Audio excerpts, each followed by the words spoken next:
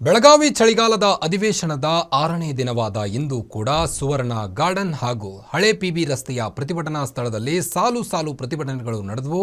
ಹಾಗಾದರೆ ಏನೆಲ್ಲ ಬೇಡಿಕೆ ಹೊತ್ತು ಪ್ರತಿಭಟನಾಕಾರರು ಹೋರಾಟ ನಡೆಸಿದ್ರು, ಈ ಕುರಿತ ಒಂದು ಡೀಟೇಲ್ಸ್ ಇಲ್ಲಿದೆ ನೋಡಿ. ಸುವರ್ಣ ಸೌಧದ ಹೊರಗಡೆ ಸಾಲು ಪ್ರೊಟೆಸ್ಟ್. ಮನವಿ ಸ್ವೀಕರಿಸದ ಸಚಿವರ ವಿರುದ್ಧ ರೋಷಾವೇಶ.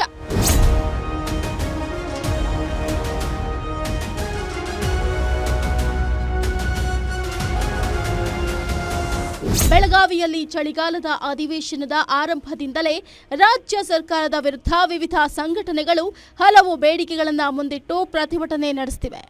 ಇಂದಿನ ಪ್ರತಿಭಟನೆಯಲ್ಲಿ ಬೀದಿ ಕಲಾವಿದರ ಸಂಘ, ಕರ್ನಾಟಕ ಕಲಾವಿದರ ರಕ್ಷಣಾ ವೇದಿಕೆ, ಪಾರಂಪರಿಕ ವೈದ್ಯರ ಸಂಘ ಸೇರಿ ಹಲವಾರು ಸಂಘಟನೆಗಳು ಪ್ರತಿಭಟನೆ ನಡೆಸಿದವು. ಈ ವೇಳೆ ಬೀದಿ ನಾಟಕ ಕಲಾವಿದರು ಹಾಡುವ ಮೂಲಕ ಸರ್ಕಾರದ ಗಮನ ಸೆಳೆಯುವ ಪ್ರಯತ್ನ ಮಾಡಿದರು.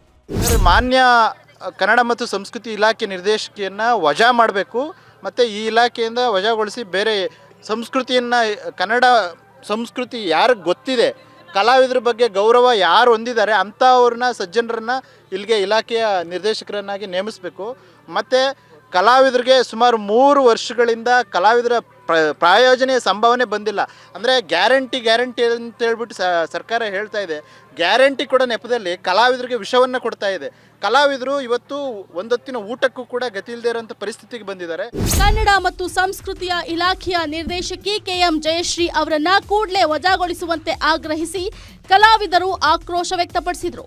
ಇನ್ನು ಬಾಗಲಕೋಟೆ ಜಿಲ್ಲೆಯ ಮಹಾಲಿಂಗಾಪುರ ತಾಲೂಕು ಹೋರಾಟ ಸಮಿತಿ ಮಹಾಲಿಂಗಾಪುರ ಪಟ್ಟಣವನ್ನ ತಾಲೂಕು ಅಂತ ಘೋಷಿಸುವಂತೆ ಆಗ್ರಹಿಸಿ ನಡೆಸಿದ ಪ್ರತಿಭಟನೆಗೆ ತೇರದಾಳ ಶಾಸಕ ಸಿದ್ದು ಸವದಿ ಕೂಡ ಧ್ವನಿಗೂಡಿಸಿದ್ರು. ಮಹಾಲಿಂಗಪುರ ಒಂದು ಬಿಸ್ನೆಸ್ ಸೆಂಟರ್, ವಿಶೇಷವಾಗಿ ಬೆಲ್ಲದ ಮಾರ್ಕೆಟ್ ಮತ್ತು ಎಲ್ಲ ದೃಷ್ಟಿಯಿಂದ ಯೋಗ್ಯದ ಮಹಾಲಿಂಗಪುರ ತಾಲೂಕು ಆಗ್ಲಿಕ್ಕೆ. ಯಾವ ಒತ್ತಡದಿಂದ ಸಣ್ಣ ಪುಟ್ಟ ಅರ್ಹತೆ ಇಲ್ಲದ ತಾಲೂಕುಗಳನ್ನು ಘೋಷಣೆ ಮಾಡಿದ್ದಾರೆ. ಎಲ್ಲ ರೀತಿ ಅರ್ಹತೆ ಇದ್ರೂ ಸಹಿತ ಯಾಕೆ ತಾಲೂಕು ಘೋಷಣೆ ಮಾಡಂಗಿಲ್ಲ, ಇದ್ರ ಹಿಂದೆ ಏನು ದುರುದ್ದೇಶ ಐತೆ ಅನ್ನುವಂಥ ದೃಷ್ಟಿಯೊಳಗೆ ತಾಲೂಕು ಹೋರಾಟ ಸಮಿತಿ ಅವರು ನಾವು ಸಹಿತ ಬೆಂಬಲ ಮಾಡಿದ್ವಿ. ಮತ್ತೊಂದೆಡೆ ಹಳೆ ಪಿಬಿ ರಸ್ತೆ ಬಳಿಯ ಟೆಂಟ್ ಸ್ಥಳದಲ್ಲಿ ವಿವಿಧ ಬೇಡಿಕೆಗಳ ಈಡೇರಿಕೆಗೆ ಆಗ್ರಹಿಸಿ SDPI ಸಂಘಟನೆಯಿಂದ ಪ್ರತಿಭಟನೆ ನಡೆಸಲಾಯಿತು. ರಾಜ್ಯದಲ್ಲಿರುವ ಸರ್ಕಾರಿ ಖಾಲಿ ಹುದ್ದೆಗಳನ್ನು ಭರ್ತಿ ಮಾಡಬೇಕು, ಅಲ್ಲದೆ ಹಿಜಾಬ್ ಮೇಲಿನ ನಿಷೇಧವನ್ನ ಹಿಂಪಡಿಬೇಕು ಅಂತ ನೂರಾರು ಪ್ರತಿಭಟನಾಕಾರರು ಸರ್ಕಾರದ ವಿರುದ್ಧ ಹೋರಾಟ ನಡೆಸಿದರು. ಇನ್ನು ನೇಕಾರರ ಸಂಕಷ್ಟ ಕುರಿತು ವಿವಿಧ ಬೇಡಿಕೆ ಈಡೇರಿಕೆಗೆ ರಾಷ್ಟ್ರೀಯ ನೇಕಾರ ಸೇವಾ ಸಂಘದ ವತಿಯಿಂದ ಪ್ರತಿಭಟನೆ ನಡೆಸಲಾಯಿತು. ಮೊದಲನೇ ನಮ್ಮ ಬೇಡಿಕೆ, ರಾಜ್ಯದಲ್ಲಿರುವಂತಹ 2,84,000 ಏನು ಸರ್ಕಾರಿ ಹುದ್ದೆಗಳ ವೇಕೆನ್ಸೀಸ್ ಖಾಲಿ ಇದೆ, ಅದನ್ನು ತತ್ಕ್ಷಣ ತುಂಬಬೇಕು. ಯಾಕಂದರೆ ನಿರುದ್ಯೋಗಿ ಯುವಕರು ಇವತ್ತು ಸಂಕಷ್ಟದಲ್ಲಿದ್ದಾರೆ. ಹಾಗಾಗಿ ಇವತ್ತು ಎಲ್ಲ ಕಡೆ ಖಾಸಗೀಕರಣ ಆಗ್ತಾ ಇದೆ. ಇವತ್ತು ಆರೋಗ್ಯ ಇಲಾಖೆಯಲ್ಲಿ ಸುಮಾರು 90 ಲಕ್ಷ ಹುದ್ದೆಗಳು ಖಾಲಿ ಇದೆ. ಶಿಕ್ಷಣ ಇಲಾಖೆಯಲ್ಲಿ ಸುಮಾರು 60 ಲಕ್ಷ ಹುದ್ದೆಗಳು ಖಾಲಿ ಇದೆ.